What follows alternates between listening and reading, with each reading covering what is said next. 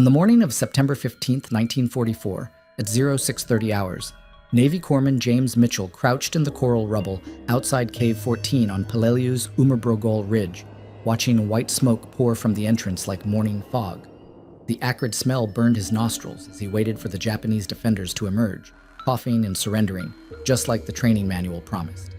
At 22 years old, he was a small-town medic from Ohio with 6 months of combat experience, facing an enemy that had turned the island's natural caves into an underground fortress, caves that had already swallowed 2 companies in the past 72 hours.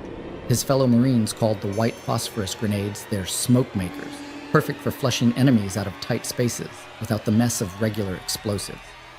When Mitchell had first seen the WP grenades back at Camp Pendleton, the instructor explained they were designed to create thick concealment smoke, ideal for screening advances or forcing defenders to abandon positions. The grenades weighed 14 ounces each, packed with white phosphorus that would ignite on contact with air, producing dense white clouds that could fill a cave in seconds. Standard operating procedure was simple: throw the grenade, wait for the smoke to build, then move in when the enemy emerged seeking fresh air. Captain Haldane had ordered Mitchell's unit to use them liberally during the cave-clearing operations, explaining that smoke was more humane than flamethrowers and more precise than dynamite. The Corps had shipped thousands of WP grenades to the Pacific, specifically for this purpose, and every rifle company carried at least 2 dozen. Mitchell had thrown his first WP grenade 3 days earlier at Cave 7, watching the white smoke billow out while he prepared his medical kit for wounded prisoners. But as the smoke continued pouring from Cave 14, something was wrong. Instead of Japanese soldiers stumbling out with their hands raised, Mitchell heard screaming, high, desperate sounds that cut through the morning air like broken glass. The white smoke wasn't just concealment anymore. It was carrying something else with it, something that made grown men shriek in a language he didn't understand, but that needed no translation. When the first defender finally emerged, his uniform was smoking, and patches of his skin were burning with a strange, persistent flame that water couldn't extinguish. Mitchell's training manual had never mentioned what happened when white phosphorus grenades became something far deadlier than smoke. The screaming from Cave 14 stopped abruptly at 0645, leaving only the hiss of burning phosphorus and the distant crack of rifle fire from the northern ridges. Corpsman Mitchell approached the cave entrance with his medical kit, following standard protocol for treating smoke inhalation victims. The white clouds still drifted from the fur, opening but thinner now, revealing the coral walls stained with strange, luminescent patches that seemed to glow with their own heat. He had treated dozens of wounded Marines over the past 3 days, patching bullet wounds and shrapnel cuts with practiced efficiency, but nothing in his training had prepared him for what he found inside. The first Japanese defender lay twisted against the far wall, his rifle still clutched in hands that had been burned down to the bone in places. His uniform smoldered with dozens of small fires that refused to die, even when Mitchell poured water from his canteen directly onto the fabric. The phosphorus had embedded itself in the man's clothing and skin, continuing to combust with a steady, methodical flame that consumed everything it touched. Mitchell tried to brush away the burning fragments with his bare hands, then quickly pulled back as the phosphorus transferred to his own fingers, igniting immediately upon contact with air. The pain was unlike anything he had ever experienced, not the sharp bite of a blade or the dull ache of a bruise, but a persistent gnawing burn that seemed to burrow deeper into his flesh with each passing second. 3 more bodies lay scattered throughout the cave, all bearing the same horrific wounds. The phosphorus had found every exposed piece of skin, faces, hands, necks, and burned through cloth to reach the flesh beneath. One defender had apparently tried to dig the burning fragments from his arms, leaving deep gouges in his skin that still smoked with residual heat. Another had pressed himself against the coral wall so hard that pieces of rock had embedded in his back, as if he had been trying to escape from his own burning uniform. The cave itself bore witness to their final moments. Handprints burned into the stone walls, trails of phosphorus residue marking desperate attempts to crawl toward the entrance, and the acrid smell of human fat rendered into smoke. Mitchell's hands shook as he attempted to document the scene in his field notebook, but the words seemed inadequate for what he was witnessing. The training manual called white phosphorus grenades screening devices and area denial weapons, sterile terms that conveyed nothing about the reality of their effects on human beings. He had been told that the phosphorus would create thick smoke to flush enemies from fortified positions, forcing them to emerge where Marines could capture or kill them with conventional weapons. Nobody had mentioned that the phosphorus itself would become the weapon, burning through skin and bone with the persistence of napalm and the adhesive properties of molten tar. Outside the cave, Staff Sergeant Rodriguez was already preparing the next assault. Cave 15 lay 30 yards to the east, another dark opening in the coral ridge that intelligence reports suggested housed a Japanese machine gun position. Rodriguez carried 6 WP grenades in his pack, along with 2 regular fragmentation grenades and a Thompson submachine gun. He had been using the white phosphorus grenades for the past week, impressed by their ability to clear enemy positions without the collateral damage of explosives or the limited range of flamethrowers. The grenades were lighter than dynamite, more reliable than gas, and produced immediate results that even the most determined defenders couldn't ignore. At 0700 hours, Rodriguez pulled the pin from his first WP grenade and lobbed it through the entrance of Cave 15. The explosion was muffled by the coral walls, followed immediately by the familiar hiss of igniting phosphorus and the billowing white smoke that marked a successful deployment. He waited 30 seconds, as prescribed by the manual, then prepared to advance with his rifle squad. The smoke was supposed to be temporary, a psychological weapon that would drive the defenders into the open where superior American firepower could finish them quickly and efficiently. But the smoke from Cave 15 carried the same sounds Mitchell had heard from Cave 14. Human voices raised in agony, speaking words that needed no translation. Rodriguez hesitated, remembering his own first encounter with a phosphorus casualty 3 days earlier. A wounded Japanese soldier had emerged from Cave 8 with his entire left arm consumed by persistent flames, the phosphorus burning through muscle and tendon until only charred bone remained. The man had lived for nearly 10 minutes, screaming continuously, until a Marine lieutenant had put a bullet in his head, more out of mercy than military necessity. The tactical advantages of white phosphorus were undeniable. The grenades could reach positions that regular explosives couldn't touch, penetrating deep into cave systems and underground bunkers where Japanese defenders had carved out seemingly impregnable positions. The phosphorus ignited automatically upon contact with air, requiring no fuses or timing devices that could malfunction under battlefield conditions. The smoke provided excellent concealment for advancing Marines while simultaneously disorienting and demoralizing enemy forces. Most importantly, the psychological effect was immediate and complete. No defender could maintain fighting effectiveness while burning alive. Colonel Nakagawa had anticipated American grenades, mortars, and flamethrowers when he designed Peleliu's defensive network. His engineers had carved the caves deep into solid coral, with multiple entrances and interconnected tunnels that could withstand direct hits from artillery shells and naval bombardment. The caves were positioned to provide overlapping fields of fire while remaining invisible from the beach, creating a fortress in depth that would bleed American forces for every yard of coral rock. But Nakagawa's defensive calculations had not included weapons that burned through rock and flesh with equal efficiency, turning his carefully constructed strongholds into blazing death traps. The Japanese commander received his first reports of the new American weapons on September 16th, when survivors from the southern cave complex stumbled into his command post with burns that continued smoldering hours after the initial attack. The men spoke of white smoke that carried fire within it, grenades that ignited the air itself, and flames that could not be extinguished by water or smothered by dirt. Nakagawa ordered his medical officers to treat the wounds, but they had no experience with phosphorus burns and no supplies adequate for injuries that consumed living tissue like acid, while simultaneously cauterizing blood vessels to prevent merciful death from blood loss. By the 4th day of the battle, American forces were using white phosphorus grenades as standard equipment for cave clearing operations. The tactical doctrine evolved rapidly from experimental use to systematic deployment, with rifle companies requesting additional WP grenades through supply channels and sharing techniques for maximizing their effectiveness.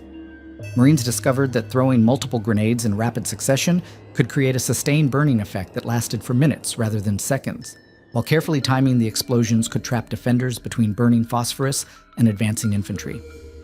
The weapon that had been designed as a screening device had become something far more lethal, and both sides were beginning to understand the implications of that transformation.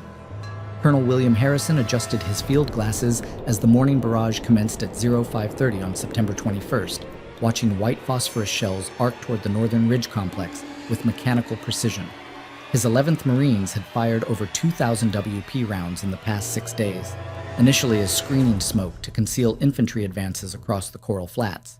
The doctrine was straightforward: lay down a thick smoke screen between attacking Marines and Japanese defensive positions. allowing rifle companies to close distance without exposing themselves to enfilading fire from hidden machine gun nests. Harrison had used similar tactics at Guadalcanal and Cape Gloucester, where conventional smoke rounds had proven effective for masking movement and disrupting enemy observation. But Peleliu's terrain had forced an evolution in tactics that Harrison was still struggling to document in his after-action reports. The Japanese had carved their defensive positions so deep into the coral rock that conventional artillery barely scratched the surface, while the interconnected cave system allowed defenders to emerge from unexpected angles, even after direct hits on their primary positions. Standard high-explosive rounds shattered against solid rock without penetrating far enough to neutralize the defenders, and conventional smoke dissipated too quickly in the constant Pacific breeze to provide sustained concealment. White phosphorus. Shells offered a solution to both problems. The burning fragments could penetrate deeper into cave systems than regular explosives, while the persistent smoke lasted long enough to blind Japanese observers for extended periods. The first tactical modification had been accidental. On September 18th, a short round from Harrison's 105th Howitzer Battery had landed directly in the mouth of Cave Complex 27, sealing the entrance with burning phosphorus that continued to combust for nearly 20 minutes. Marines approaching the position found no resistance whatsoever. The defenders had either fled through rear exits or been overcome by the phosphorus smoke and heat. Captain Haldane immediately requested concentrated WP fire on similar cave entrances, reasoning that the burning fragments would either drive defenders out into the open or neutralize them within their fortifications. The second modification came from forward observers, who noticed that Japanese defenders abandoned their positions much more quickly when WP rounds landed nearby, even when the explosions caused no direct casualties. The phosphorus created a psychological effect that conventional explosives couldn't match. The sight of burning fragments scattered across coral rock, combined with the acrid smoke and distinctive chemical odor, seemed to unnerve even veteran Japanese soldiers who had withstood hours of traditional bombardment without yielding. Harrison authorized his battery commanders to use WP rounds for suppression fire, targeting areas around known defensive positions rather than attempting direct hits. By September 20th, the 11th Marines were integrating white phosphorus into comprehensive fire plans that combined screening, suppression, and direct assault functions. Harrison's gunners would begin each attack with conventional high-explosive rounds to crater the coral and create dust clouds, followed immediately by WP shells that filled the area with burning smoke. Infantry would advance under this dual concealment while the phosphorus continued to burn, providing sustained cover that lasted far longer than traditional smoke screens. The tactic reduced Marine casualties by nearly 30% compared to conventional artillery preparation, while Japanese defensive effectiveness dropped proportionally as their observers were blinded and their positions became untenable. Lieutenant Colonel Lewis Puller observed the new tactics during his reconnaissance of the Central Ridge system on September 21st, noting how white phosphorus fire seemed to alter the fundamental nature of cave-based defense. Japanese positions that had required multiple infantry assaults to reduce were being abandoned after sustained WP bombardment, with defenders retreating deeper into the ridge system rather than maintaining their forward positions. Puller recommended expanding the use of phosphorus rounds to all artillery battalions supporting the 1st Marine Division, arguing that the psychological and tactical advantages outweighed any concerns about the weapon's effects on enemy personnel. The Japanese response was swift but inadequate. Colonel Nakagawa issued orders for his defenders to construct deeper ventilation shafts and multiple exit routes for every cave position, recognizing that the American phosphorus weapons could trap his men in spaces that had previously been sanctuaries. Engineering teams worked frantically to modify existing fortifications, digging additional tunnels and installing crude filtration systems made from cloth and coral sand. But the modifications took time that Nakagawa's forces didn't have, and many positions remained vulnerable to phosphorus attack even after attempted improvements. Private First Class Takeshi Yamamoto experienced the limitations of these defensive modifications firsthand when WP shells began falling around his machine gun position on the morning of September 22nd. His cave had been equipped with 2 emergency exits and a ventilation shaft that was supposed to clear smoke and chemical fumes, but the phosphorus fragments seemed to find their way into every crevice and opening. The burning particles adhered to the coral walls and continued combusting for minutes at a time, creating a furnace effect that made the cave uninhabitable regardless of ventilation. Yamamoto and his gunner were forced to abandon their position after less than 5 minutes of phosphorus bombardment, leaving behind their weapon and ammunition in their haste to escape the burning air. The tactical lessons learned from these engagements spread rapidly through Marine units across the island. Company commanders began requesting specific quantities of WP rounds for planned assaults, calculating coverage patterns and timing sequences to maximize the psychological impact on Japanese defenders. Staff sergeants taught their squads to recognize the distinctive white smoke as a signal to advance immediately, while the phosphorus was still burning and enemy observation was impaired. Forward artillery observers developed new techniques for adjusting fire, using the visible burning fragments as reference points for targeting, rather than relying solely on map coordinates or landmark identification. Harrison found himself caught between tactical effectiveness and growing unease about the weapon his artillery was deploying with increasing frequency. The white phosphorus rounds were undeniably successful at neutralizing Japanese positions and reducing American casualties, but the reports filtering back from infantry units painted a disturbing picture of their effects on enemy personnel. Marines advancing through areas that had been hit with sustained WP fire were encountering scenes that bore little resemblance to conventional battlefield casualties.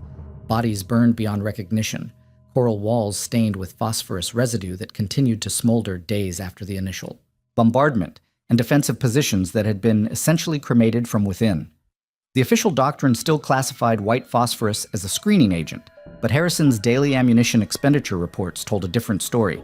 His batteries were firing WP rounds at 3 times the rate of conventional smoke shells, and the targeting patterns showed consistent use against personnel positions rather than for area concealment. The weapon had evolved beyond its intended purpose, becoming something that existed in a gray area between legitimate military necessity and deliberate infliction of unnecessary suffering. Harrison continued to authorize its use because the tactical advantages were impossible to ignore, but his nightly reports to division headquarters became increasingly clinical in their language, describing area denial effects and suppression of enemy positions, rather than acknowledging what those euphemisms actually meant in human terms. Captain Andrew Haldane assembled his assault teams at 0400 hours on September 25th, studying aerial reconnaissance photographs that showed the entrance to Cave Complex 47 carved into the base of Hill 140. Intelligence reports indicated at least 15 Japanese defenders inside, armed with 2 Type 92 machine guns and sufficient ammunition to hold the position for weeks. The cave system extended approximately 60 yards into solid coral, with multiple chambers connected by narrow tunnels that made conventional assault nearly impossible. Previous attempts to reduce similar positions had cost Haldane's company 12 killed and 23 wounded, casualties that the battalion could no longer sustain at current replacement rates. The tactical solution had evolved from desperate improvisation into systematic doctrine over the past week. Haldane's Marines would begin the assault with concentrated white phosphorus fire, using both artillery rounds and hand-thrown grenades to flood the cave system with burning smoke. The phosphorus would force defenders either to evacuate their positions or remain inside spaces that were rapidly becoming uninhabitable furnaces. Either choice favored the attacking Marines. Defenders who emerged could be engaged with small arms fire in the open, while those who remained inside would be neutralized by the phosphorus itself.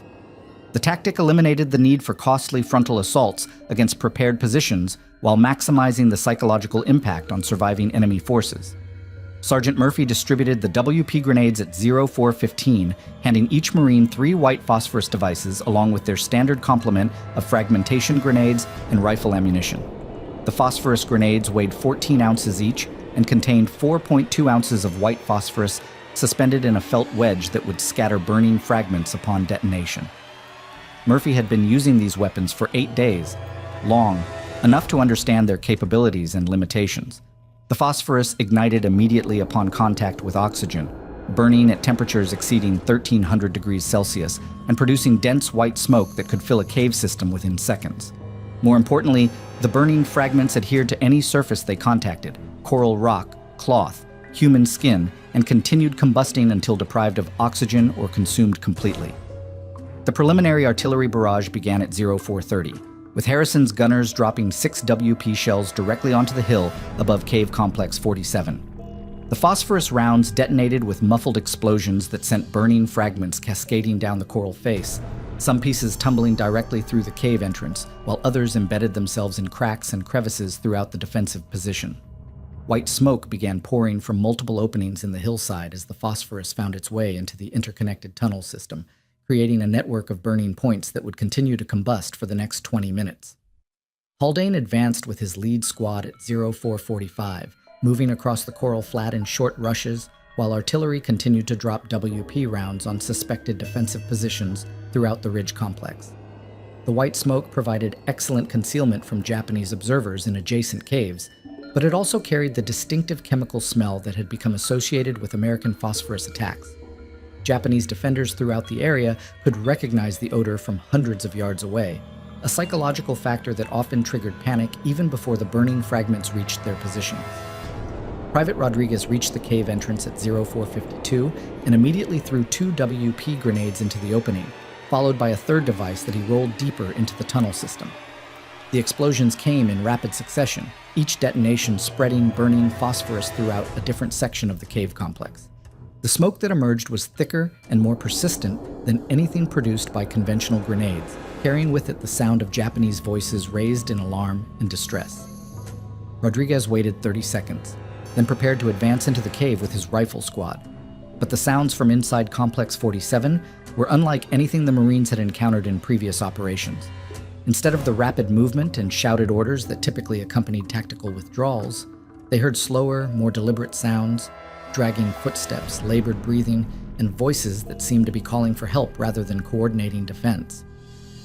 The phosphorus had created conditions inside the cave that went beyond simple suppression or area denial. The burning fragments were consuming oxygen at a rate that made normal breathing difficult, while simultaneously heating the air to temperatures that seared lung tissue and burned exposed skin. Corporal Tanaka had been positioned near the rear of Cave Complex 47 when the first WP grenades detonated, far enough from the entrance to avoid the initial spray of burning fragments, but close enough to feel the immediate effects on air quality and temperature. The phosphorus smoke was different from conventional explosives or even flamethrower attacks. It seemed to penetrate clothing and skin through contact rather than proximity, burning wherever it touched while simultaneously choking off oxygen supplies. Tanaka's uniform began smoldering within seconds of exposure, the phosphorus particles embedding themselves in the fabric and igniting with persistent flames that could not be extinguished by beating or rolling on the ground. The Japanese defensive plan for Cave Complex 47 had anticipated conventional assault methods and prepared accordingly. Nakagawa's engineers had constructed firing positions that provided overlapping fields of fire while remaining concealed from direct artillery observation. The cave system included multiple supply caches, medical stations, and communication equipment that would allow defenders to coordinate with adjacent positions even under sustained bombardment. Emergency exits had been carved through solid coral to provide escape routes if the main entrance became compromised, while ventilation shafts were designed to clear smoke and maintain breathable air during extended sieges. None of these preparations proved adequate against white phosphorus attack. The burning fragments found their way into every section of the cave system, including areas that had been considered completely secure from conventional weapons. The ventilation shafts that were supposed to clear smoke instead drew the phosphorus deeper into the complex, spreading burning particles throughout chambers that had never been directly targeted. Emergency exits became death traps, as defenders fleeing the burning main caverns encountered fresh phosphorus fires that had been carried through the tunnel system by air circulation. Supply caches ignited as burning fragments contacted ammunition, medical supplies, and stored food, creating secondary fires that consumed everything combustible within the cave. Rodriguez entered Cave Complex 47 at 0510, following standard procedure for clearing phosphorus-treated positions. The white smoke was beginning to dissipate, revealing coral walls stained with phosphorus residue that continued to glow with residual heat. The air temperature inside the cave was noticeably higher than the tropical morning outside, and the chemical smell was so concentrated that breathing required conscious effort. Rodriguez found the first Japanese defender approximately 15 feet from the entrance, burned beyond immediate recognition, but still moving weakly. The man's uniform had been almost completely consumed by persistent phosphorus fires, leaving exposed skin that continued to smolder with scattered burning fragments. The tactical success of the assault was undeniable. Cave Complex 47 had been neutralized without a single American casualty, and the psychological impact on defenders in adjacent positions was immediate and comprehensive. Japanese soldiers who had witnessed the phosphorus attack began abandoning their positions voluntarily, retreating deeper into the ridge system rather than risk similar treatment. The capture of Hill 140 proceeded ahead of schedule, with Marine casualties running nearly 50% below projections for similar operations conducted with conventional weapons. Haldane's after-action report would recommend expanded use of white phosphorus for future cave-clearing operations, citing both tactical effectiveness and force preservation as primary justifications. But the human cost of this tactical innovation was becoming impossible to ignore. The Japanese defenders found inside Cave Complex 47 bore injuries that challenged conventional understanding of battlefield medicine and military necessity. The phosphorus had burned through skin, muscle, and bone with mechanical persistence, creating wounds that continued to consume living tissue hours after the initial attack. Medical personnel attempting to treat survivors faced injuries that seemed to worsen rather than stabilize over time, as embedded phosphorus fragments reignited whenever exposed to fresh oxygen during wound cleaning or bandage changes. Corpsman Mitchell knelt beside the Japanese prisoner at the aid station on October 2nd, attempting to dress phosphorus burns that had consumed most of the man's left arm and shoulder. The wounds presented medical challenges unlike anything in his training. Phosphorus fragments embedded deep in muscle tissue continued to reignite each time Mitchell removed the bandages to clean the area, creating fresh burns that extended the original injury rather than allowing healing to begin. Standard field medicine protocols proved inadequate for treating casualties whose wounds literally fought against treatment, bursting into flame whenever exposed to oxygen during routine medical procedures. The prisoner had been found outside Cave Complex 63 after a sustained WP bombardment, crawling toward American lines with burns covering approximately 40% of his body surface. Mitchell had initially assumed the man was seeking medical attention, but closer examination revealed that the phosphorus burns were driving the victim toward any source of help, even enemy forces, in a desperate attempt to escape pain that conventional painkillers could not touch.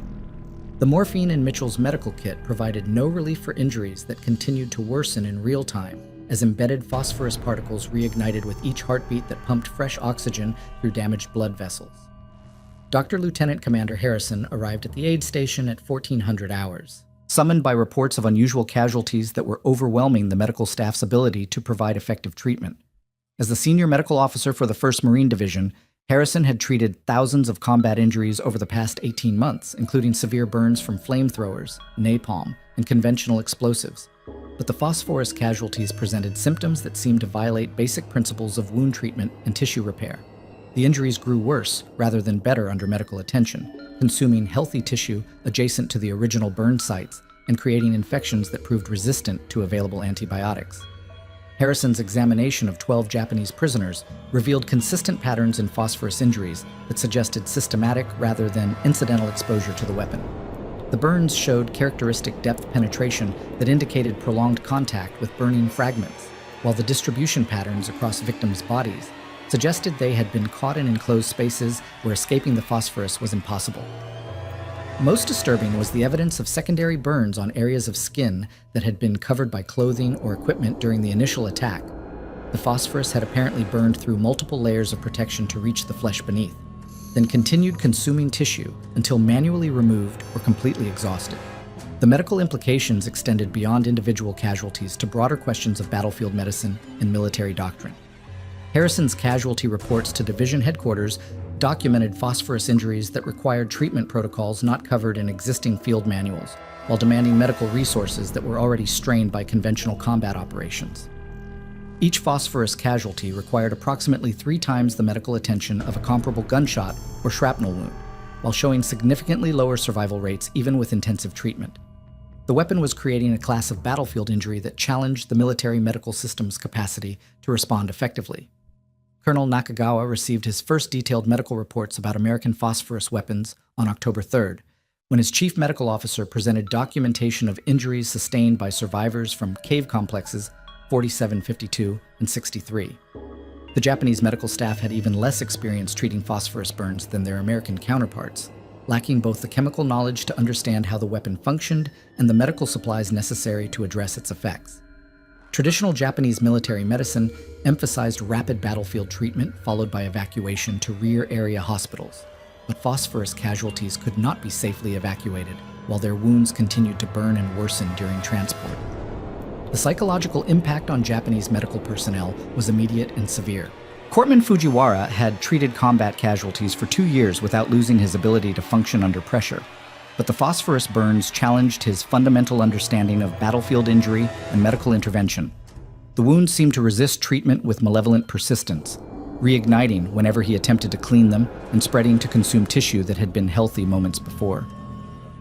Several of his patients died not from the original injuries, but from secondary complications as the phosphorus burns expanded beyond his ability to contain them, creating a sense of medical helplessness that affected his treatment of conventional casualties as well. Division intelligence officers began collecting survivor testimony about American phosphorus weapons on October 4th, interviewing both Japanese prisoners, and captured documents that describe the weapon's effects from the defensive perspective. The intelligence reports painted a disturbing picture of a weapon that had evolved far beyond its original design parameters, becoming something that existed in the gray area between legitimate military necessity and deliberate infliction of unnecessary suffering. Japanese tactical manuals captured during the operation included specific warnings about American burning smoke weapons, describing them as more dangerous than flamethrowers because they could reach defenders in positions that other weapons could not penetrate. Private Yamamoto provided the most detailed account of phosphorus attack from the defensive perspective, describing his experience during the assault on Cave Complex 52 on September 28th. According to Yamamoto's testimony, the American phosphorus grenades had created conditions inside the cave that made organized resistance impossible within minutes of the first explosions. The burning fragments had not only caused immediate casualties, but had also destroyed communications equipment, ignited ammunition supplies, and created smoke so dense that defenders could not see their own weapons, much less coordinate defensive fire. Most critically, the phosphorus had made the cave atmosphere unbreathable, forcing defenders to choose between suffocation inside their positions or exposure to American small arms fire outside. The tactical lessons learned from these intelligence reports began influencing American doctrine even before the Battle for Peleliu concluded. Staff officers at division headquarters recognized that white phosphorus had proven uniquely effective against cave-based defensive systems, providing capabilities that no other weapon in the American arsenal could match. The psychological impact on enemy forces was equally significant. Japanese defenders throughout the Pacific had begun abandoning prepared positions at the first sign of phosphorus attack, preferring to fight in the open rather than risk being trapped inside burning caves. This behavioral change represented a fundamental shift in Japanese defensive tactics that could be exploited in future operations. Captain Haldane submitted his final after-action report on October 7th, 3 days before his death, documenting the tactical evolution of white phosphorus from screening agent to primary assault weapon. His recommendations included standardized training for all infantry units in phosphorus employment, increased allocation of WP grenades and artillery rounds for cave-clearing operations, and development of specialized equipment for treating phosphorus casualties in forward medical facilities. The report concluded that white phosphorus had become indispensable for operations against fortified positions, but acknowledged that its use raised questions about the boundaries between military necessity and prohibited weapons that would require resolution at higher command levels. The medical statistics supported Haldane's tactical assessments while raising their own troubling questions. American casualties had declined by 37% in operations where white phosphorus was used extensively, while Japanese casualty rates had increased proportionally due to the weapon's effects on defenders trapped in enclosed positions. But the nature of those casualties challenged existing categories of battlefield injury, creating wounds that seemed to transcend normal understanding of combat trauma and medical treatment. The weapon was undeniably effective at achieving military objectives while simultaneously creating humanitarian consequences that military medicine was not equipped to address adequately. Dr. Harrison's final medical report, submitted on October 15th after the island was declared secure, documented 43 Japanese casualties with phosphorus-related injuries, of whom only 7 had survived long enough to receive comprehensive medical treatment. The survival rate represented the lowest percentage for any category of battlefield injury recorded during the Pacific Campaign, while the medical resources required for treatment had exceeded availability in all cases where comprehensive care was attempted. The weapon had achieved tactical success at a medical cost that challenged both the capacity to treat casualties and the moral framework for evaluating battlefield weapons. Corpsman Mitchell sat in the military transport ship USS Highlands on November 20th, 1945, watching the Pacific horizon blur past his cabin porthole as the vessel carried him and 2,000 other veterans home from the war that had officially ended 3 months earlier.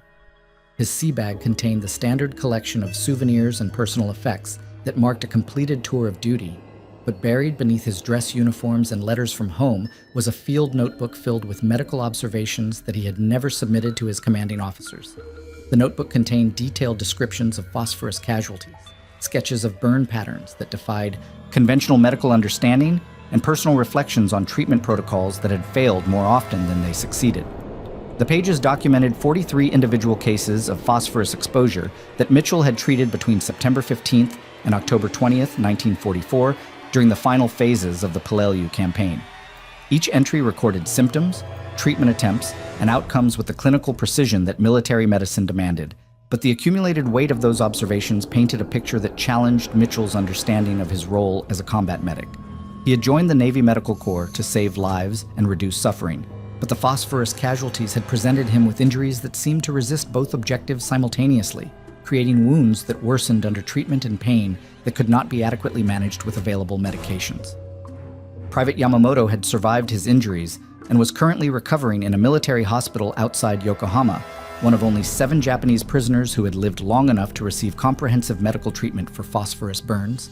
His left arm had been amputated at the shoulder after persistent phosphorus fragments had continued burning through muscle and bone tissue for 6 days following the initial injury, destroying nerves and blood vessels faster than surgical intervention could repair them. The amputation had saved his life, but left him with phantom pain that seemed to burn with the same persistent intensity as the original phosphorus injuries, a psychological trauma that Japanese military psychiatrists were struggling to understand and treat. Yamamoto's post-war interviews with Allied intelligence officers provided the most complete account of phosphorus attack from the victim's perspective, describing sensations and experiences that American military personnel had only observed from the outside. According to his testimony, the phosphorus burns had created pain that transcended normal human experience, combining the immediate agony of thermal injury with the psychological horror of watching one's own body consumed by persistent flames that could not be extinguished through any action the victim could take. The helplessness was as traumatic as the physical injury, creating a sense of betrayal by his own flesh that continued to affect his mental state months after the wounds had healed. Colonel Harrison completed his artillery command responsibilities on November 15, 1944, and was reassigned to logistical duties at Camp Pendleton for the remainder of the war. His final ammunition expenditure reports documented the consumption of over 8,000 white phosphorus rounds during the Peleliu campaign, representing nearly 40% of all artillery shells fired by the 11th Marines during the operation. The statistics reflected a tactical evolution that had transformed phosphorus from a specialized screening agent into a primary weapon system used more frequently than conventional high-explosive rounds in operations against fortified positions. But Harrison's private correspondence with his wife revealed doubts about the weapon's employment that never appeared in his official reports. Letters written during the final weeks of the campaign described sleepless nights spent reviewing target lists and casualty reports, trying to reconcile the tactical effectiveness of phosphorus artillery with growing awareness of its effects on enemy personnel. Harrison had been trained to evaluate weapons based on their ability to achieve military objectives with minimal friendly casualties, but the phosphorus rounds had introduced variables that existing doctrine did not address, questions about proportionality, necessity, and the boundaries between legitimate military force and prohibited methods of warfare. Dr. Lieutenant Commander Harrison returned to civilian medical practice in Ohio after the war, carrying with him medical knowledge that had limited application in peacetime medicine, but continued to influence his understanding of trauma and human suffering. His post-war medical practice specialized in treating veterans with service-related injuries, but none of his civilian patients presented wounds comparable to the phosphorus casualties he had encountered on Peleliu. The phosphorus burns had represented a category of injury that challenged fundamental assumptions about the relationship between medical intervention and patient outcomes, creating wounds that seemed designed to resist treatment and prolong suffering rather than responding to therapeutic intervention. The tactical lessons learned from Peleliu's phosphorus employment spread rapidly through military doctrine development during the final months of the war. Staff colleges began incorporating cave-clearing techniques into their curriculum, emphasizing the unique capabilities of white phosphorus against fortified positions and underground defensive systems. The weapon's psychological impact on enemy forces was recognized as equally significant to its direct tactical effects, creating fear and demoralization that extended far beyond the immediate target area. Military planners preparing for Operation Downfall, the proposed invasion of Japan, included massive phosphorus stockpiles in their logistical requirements, anticipating extensive use against the cave-based defensive systems that intelligence reports suggested covered the Japanese home islands. The Japanese military's response to American phosphorus tactics involved desperate attempts to modify defensive positions that had been designed before the weapon's capabilities were understood. Engineering units worked frantically throughout the final months of the war to retrofit existing cave systems with improved ventilation, multiple exit routes, and protective equipment that might provide some defense against phosphorus attack. But these modifications required resources and time that Japan no longer possessed, while the psychological damage to defensive morale had already been accomplished. Japanese soldiers throughout the Pacific had learned to fear the distinctive white smoke that preceded phosphorus deployment, often abandoning positions at the first sign of American artillery preparation, rather than risking exposure to weapons that could not be defended against using conventional military techniques. Post-war archaeological surveys of Pacific Island battlefields documented the physical traces of phosphorus employment, finding residual chemical deposits in caves and bunkers that had been targeted during cave-clearing operations. The phosphorus residue had bonded chemically with coral rock, creating permanent stains that marked the locations where the weapon had been used most intensively. These physical traces provided objective evidence of phosphorus employment patterns that correlated closely with tactical reports and casualty statistics, confirming that the weapon had been used systematically rather than sporadically during the final phases of island-hopping campaigns. The moral reckoning with phosphorus employment would take decades to fully develop, as military historians and ethicists examined the weapon's use within broader contexts of military necessity, proportionality, and humanitarian law. The immediate post-war period saw little public discussion of phosphorus tactics, partly because the weapon's employment had been overshadowed by more dramatic developments like atomic weapons and strategic bombing campaigns. But veterans who had witnessed phosphorus casualties carried personal knowledge that would eventually contribute to broader debates about chemical weapons, incendiary devices, and the legal boundaries of conventional warfare. Mitchell's field notebook remained in his possession until his death in 1987, when it was donated to the National Archives along with other personal documents from his military service. The notebook's detailed medical observations provided historians with primary source documentation of phosphorus casualties that had been absent from official records, filling gaps in the historical record while raising questions about the completeness of military medical reporting during wartime operations. The personal observations recorded in those pages offered evidence that the men who had employed phosphorus weapons understood their effects far more completely than official doctrine suggested, carrying moral burdens that would last long after the tactical advantages had been achieved.